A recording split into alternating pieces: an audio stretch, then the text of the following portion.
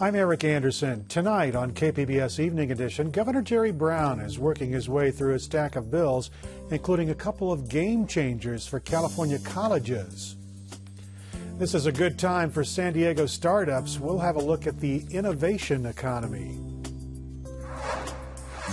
I'm Amitha Sharma. San Diego Mayor Kevin Faulconer joins us. We'll talk with him about troubles in the police force, the city's plan for climate change, and whether we need to expand the convention center.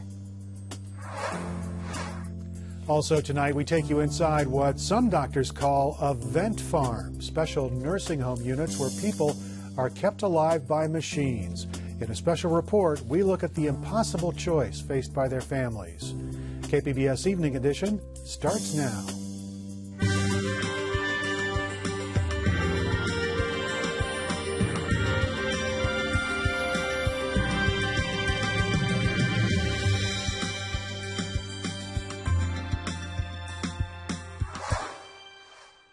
Good evening. Thanks for joining us. I'm Eric Anderson. California has become the first state to define when yes means yes in cases of sexual assault on college campuses. Governor Jerry Brown has signed Senate Bill 967.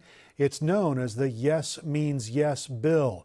It requires conscious, affirmative, and voluntary agreement to sexual contact, and it says someone who is drunk, drugged, asleep, or unconscious cannot give consent. The bill also sets requirements for colleges to follow when investigating sexual assault reports, and access for victims to counseling, health care, and other resources. SB 967 applies to all colleges receiving state money for financial aid. Its author says moving from no means no to yes means yes is a paradigm shift in dealing with campus assaults. Another landmark bill signed by the governor makes it possible for a select group of community colleges to offer bachelor's degrees. KPBS education reporter Matt Bowler is in the newsroom to explain why Senate Bill 850 is being called a game changer. Not one person voted no on SB 850 all the way through both houses and all of its committees. Not one no vote. That's pretty unusual.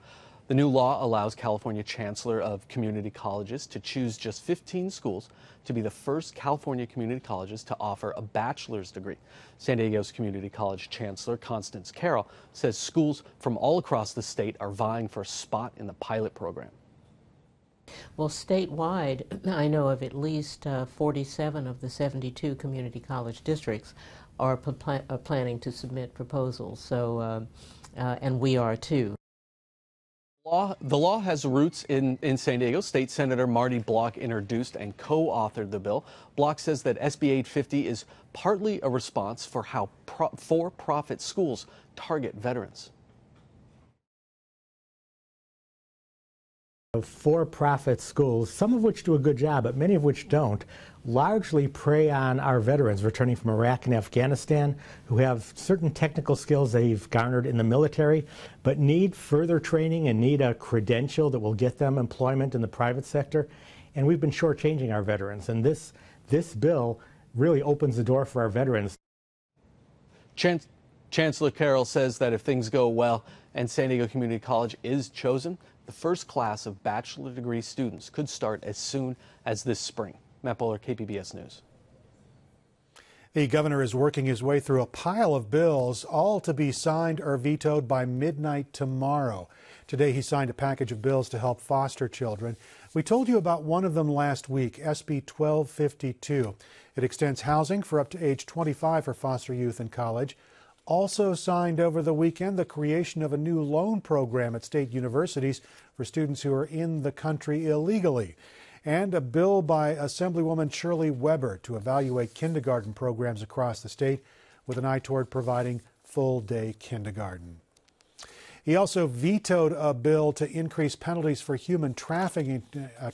Brown says those penalties have already been increased before, and there is no evidence to support the additional punishment. And the governor rejected a bill requiring law enforcement agencies to get a warrant to use unmanned drones. Brown says the bill will go beyond constitutional limits. 2013 was a good year for San Diego's innovation economy. A new report from the business accelerator Connect found that 412 companies got started in San Diego last year. The report says the region's innovation economy is bouncing back. Connect CEO Greg McKee says startups were up sharply last year. We average about 300 or so per year, so this was a banner year, so at 412 startups. This is the highest we've seen since 2007, so very, very strong year in the county for startups. San Diego ranked fourth among California counties behind Los Angeles, Santa Clara, and San Francisco. McKee says the local startups were directly responsible for 1,200 new tech jobs. Total employment in that sector now tops 140,000. He says the region's world-class research hubs are breeding the innovation. It's not just purely academic per se. We're taking that work and we're creating products and we're creating real viable companies out of that technology. Lori Steele founded Everyone Counts, a San Diego-based company developing electronic voting software. So these are both actual tablets, and I'll take off the pretty part and show you that it's off-the-shelf hardware. Any tablet at all will do. This is just for security purposes. But you could also vote from home on your mobile device or on a PC. We're hardware agnostic and operating system agnostic.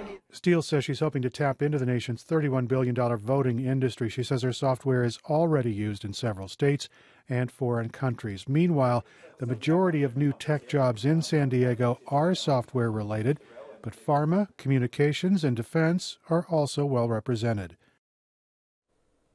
As we saw, Mayor Kevin Faulconer was there at that innovation release today.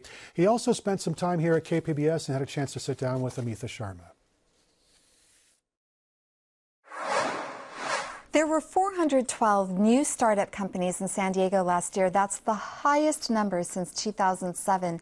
Mayor Kevin Faulconer says the fast-growing startup economy brands San Diego as a city of innovation. The mayor joins me now to talk about the new companies and a slew of other issues during his monthly visit to update us on city business.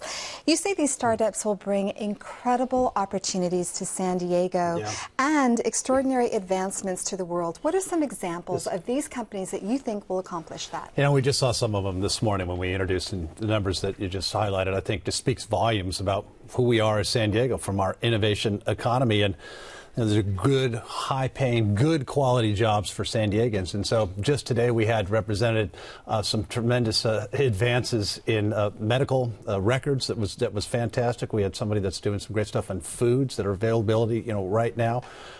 We even had somebody who was working on a golf putter that is just, just new technology that didn't exist. But these are so, small startup companies that grow to bigger companies. They're providing great economic opportunities for San Diegans and our families. It's good news. Let's switch gears to climate change. The City Council has challenged you to come up to create a very strong climate action plan, which you're expected to release shortly. Can you give us a preview of that plan? Yeah, we're going to be releasing it later this week. It's going to be a plan, I think, that works for all of us. And I've really tried to set the tone that we're going to bring all stakeholders together. Been working closely with my colleagues on the council, particularly Council President Gloria, who started this process when he was interim mayor, working with all stakeholders, environmental side, small businesses.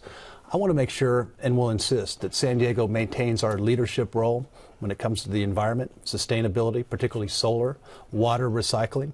We have the opportunity really to enhance our leadership in these good green economy jobs, and that we're doing the right thing for our environment. So I'm confident that the plan is going to be a good plan that will be well received, and it's really the beginning of a process. So once we unveil it, there's going to be great public outreach and participation. We'll likely have final adoption by the council sometime in early next year.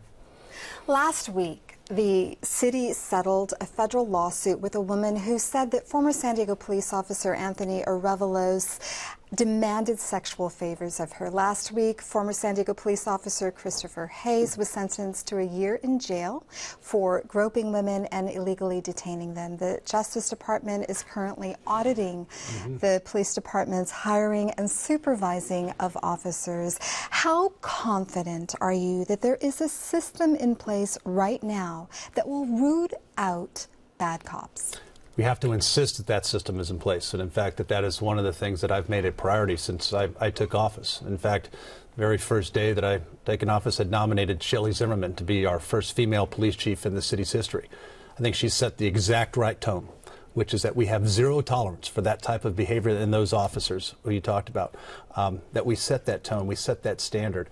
We've invited the Justice Department to come in to make sure that the city of San Diego has the absolute stringent standards and best practices, because San Diegans expect and they deserve that we have the best men and women out there that are serving them on our police department, and that we know what our standards are, what we will accept, and most importantly, what we will not tolerate as a city. Well, let's talk about accountability that is built into the system. Jude Litzenberger is a former member of the Citizens Review Board on Police Practices, which basically investigates citizen complaints against officers. Now, she says when she was on the board that questions about these citizens' complaints on the investigations of these complaints were discouraged, and that if you did question, that you were tagged and you were put in a place of impotence. How concerned are you about these allegations? I want people to ask questions. I want everybody to ask questions. They have any issues with our department.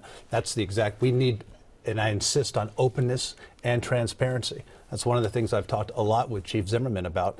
And she's, brought back as an example the professional standards unit to making sure that other officers are looking at exactly what's happening out there on the streets at night every single day. Zero, in terms of misconduct policy, zero tolerance for that. We have to ensure that it's not just something that we talk about, but that it's something that we instill in the culture of our police department. We have great men and women that work for this department, that put their lives on the line for us every single day. They're doing great and the right thing. For those few that choose to do the wrong thing, we need to say that you are not going to be part of this department, and you will suffer all the right consequences, because we will not, nor as Iowa Mayor, tolerate that type of behavior. Very quickly, a report came out this month that says that it is the high cost of hotel fees and convention center fees that is driving convention center business to other cities in the United States, not lack of space. Has that report in any way changed your mind on whether a convention center expansion is needed? A healthy tourism economy is important for us as San Diegans. I mean, you talk about our TOT, our hotel tax. It's our third largest source of revenue. So when we have conventions, when we have visitors coming to San Diego, it's helping our economy. That's how we have dollars to pave roads, hire more police officers, keep our libraries and rec centers open. So this report hasn't changed your mind? Well, I think having a vibrant economy and making sure that we have the space available is absolutely critical to our future. We have to make sure we have the right amount of space, not just for now, but as we look 5, 10, 15 years in the future. Our economy depends on it. We have to wrap it there. Mayor Faulkner, thanks so much for coming on the program. Always a pleasure. Great to see you.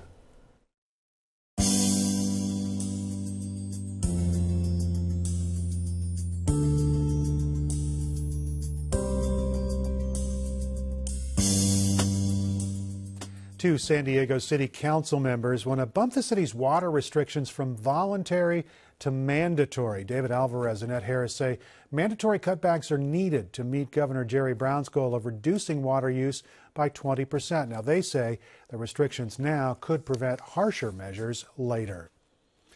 The head of the Federal Aviation Administration says he's ordered a review of the agency's security protocols. That just days after a fire at an Illinois air traffic facility brought flights to a halt in Chicago.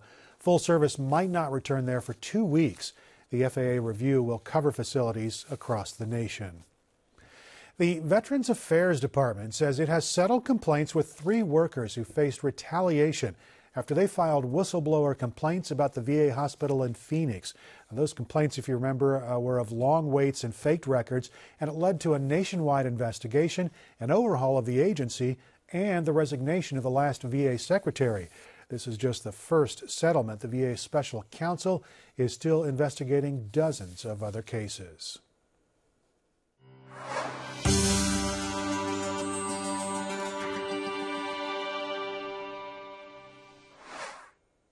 Earlier this month, the Institute of Medicine recommended end-of-life conversations become part of routine medicine. On the heels of that proposal, we have a special report that poses a fundamental question each of us will confront one day. When do we let go, or when do we do everything medically possible? From our media partner, iNewsSource, Joanne Farian has more.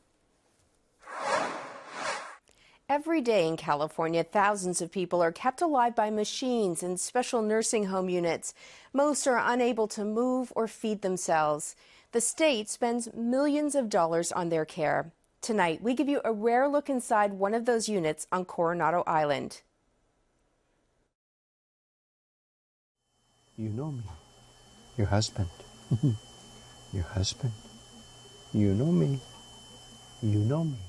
Steve Simmons spends most evenings by his wife's bedside. Does that hurt? That hurt your ear? Rafaela Simmons is severely brain injured. Squeeze my hand. Squeeze my hand if you love me. She has a feeding tube in her abdomen, a tracheostomy tube in her throat. She is unable to walk or talk or respond to the world around her. Squeeze my hand. Squeeze my hand. She has lived in this nursing home for the past 4 years. You can do it. Squeeze my hand. Rafaela is one of the 4,000 people living in units like this in California. On the books, they're called subacute units, but among some doctors, they're known as vent farms because so many of the people who live here need ventilators just to breathe. The average age of these residents is 56, but there are units devoted just to children. They are the end of the line, the place people go once medicine has saved them, but where there is little hope for recovery. Ed Kirkpatrick is the director of the Villa Coronado Nursing Home in San Diego County. The drive in the system is to be able to repair and fix anything. And that's a good thing. That's a good thing. We want that to happen. At what point, though, does it become futile? The Villa Coronado subacute unit is one of the largest in California. Most of the 62 men and women here don't react to people or stimuli, touch, sound, smell. They have not tasted food in years. Some have had strokes, others traumatic brain injuries, falls and fights, car and motorcycle crashes. It was a beautiful day in February. It happened to be Valentine's Day, 2010, and I love riding my motorcycle. I mean, I rode it. Steve wasn't going very fast that Sunday morning. Rafaela was on the back of his bike when they were hit by a car. She was thrown. But I don't know, how high she went. I don't know at what angle she came down. My friend saw it, but I've told him, don't tell me. I don't want to hear. Like everyone on this unit, Rafaela needs constant care. She is turned to avoid bed sores, her tubes are cleaned and flushed, and there is this. The routine suctioning. People with tracheostomies are unable to cough up mucus that gets trapped in their lungs. Dr. Ken Warm is Rafaela's doctor.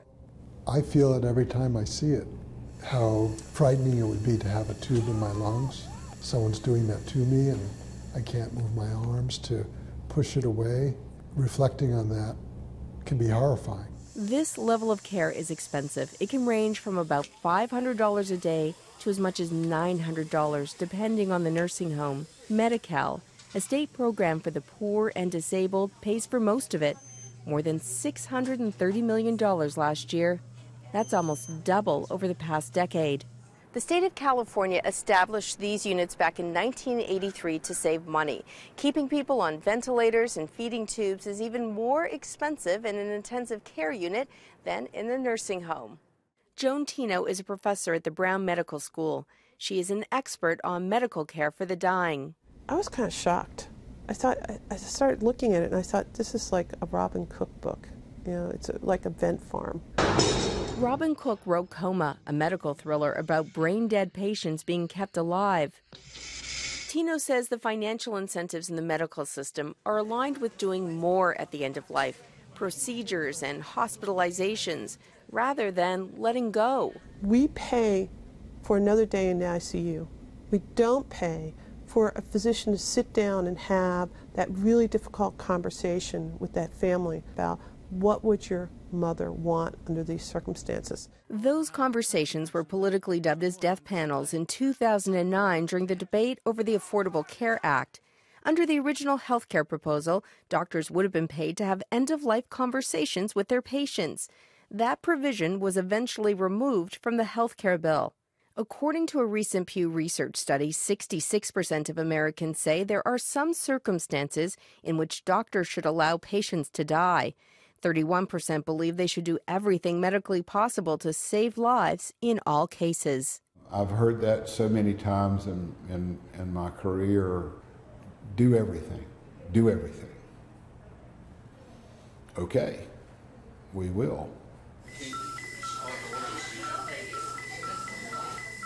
Often, people are making those decisions under duress, or they're making it for someone who doesn't have an advance directive, a document stating their medical wishes.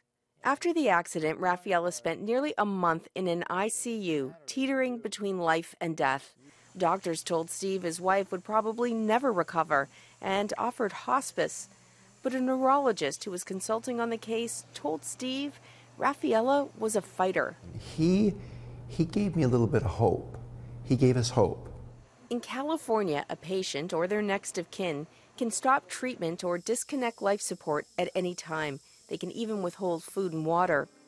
But deciding whether a life is worth living and making that decision for someone else, a parent or even a child, can be agonizing. Maria would throw them deliberately at their feet so they would break. Some people on this ward have a progressive illness, like Maria Curcio. She was born with severe cerebral palsy. Nancy Curcio is Maria's mother. She has the feeding tube, urostomy tube, and the trach. Maria is 54 years old. She has lived in this nursing home room for 10 years. She has kidney problems, respiratory failure, and a right hip so badly contracted it required surgeons to cut through bone for relief. She has never walked or talked. It's getting harder and harder because basically, if I was in that condition, I would give it up. Nancy has had to make life and death decisions for her daughter from the time she was born. Doctors sent her home to die because she couldn't suck from a bottle. Nancy fed her drop by drop. 10 years ago, Maria needed emergency surgery. One doctor stopped me in the hall and said, Mrs. Curcio, we cannot do the surgery unless we do a trach. And I had seconds to make up my mind. And then I looked down at Maria, and she's looking at me like, hey, what are you thinking about? You know, I don't want to die. This is me. There are times when Maria smiles and she looks more like the happy little girl in so many of the Curcio family photos than the middle-aged woman she now is. Or she tries to spell the word mom. M. Thank you very much. For Nancy, these are signs her daughter wants to live.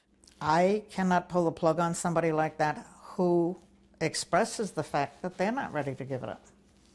Dr. Warm has done a lot of reading about grief since he started working at Villa Coronado, trying to understand why some people are unable to let go.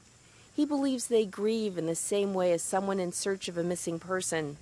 Here they sit with the moral obligation to bring their family member back. And though I might say the hope of their return is extremely low, they can't let go of that extremely low probability. For Steve Simmons, it's been a 4-year vigil that at times has driven him to the brink, like when his wife's feeding tube was clogged for the 5th time and staff had to put a tube down her nose to feed her. He couldn't bear to watch. And I said, one of these days, oh, it's terrible what I said. One of these days, I'm going to bring a shotgun in here. And what I really meant is I meant that, you know what, I'm going to come in here and blow my brains out in front of all of you. Because I can't endure any more of this. Rafaela has made small improvements in the past year. She is able to sometimes squeeze Steve's hand or grasp a ball. Dr. Worm continues to tell Steve that Rafaela has little chance of recovering. But to Steve, these small gestures are affirmation he's made the right decision to keep his wife alive. I really believe that if my wife could answer, you know, do you want to stay alive or do you want to die? I believe that she would say that she would want to stay alive.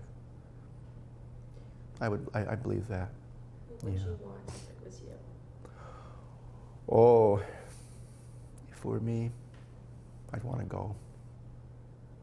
I'd want to go. I wish it were me. I wish it were me. Yeah. Yeah, I wish it were me. Yeah.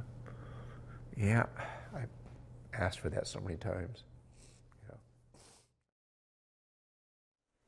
We have more of Steve and Rafaela's story online at inewssource.org. For KPBS, I'm iNewsSource reporter Joanne Farian. I'm Judy Woodruff. On the next News Hour, we travel to Kenya with a story on the fight to protect endangered elephants. That's Monday on the PBS News Hour.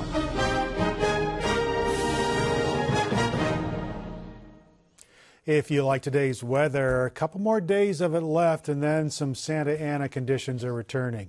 Coastal temperatures expected to be in the upper 70s for the next 2 days, then heading into the mid-80s by Thursday. Mid-80s for the inland valleys and then into the 90s. But the Weather Service says it'll get even hotter later in the week. Upper 70s for the mountains through Thursday. And for the desert, look for temperatures in the upper 90s. You can find tonight's stories. They're all on our website, kpbs.org/evening edition. Thanks very much for joining us. Hope you have a great evening.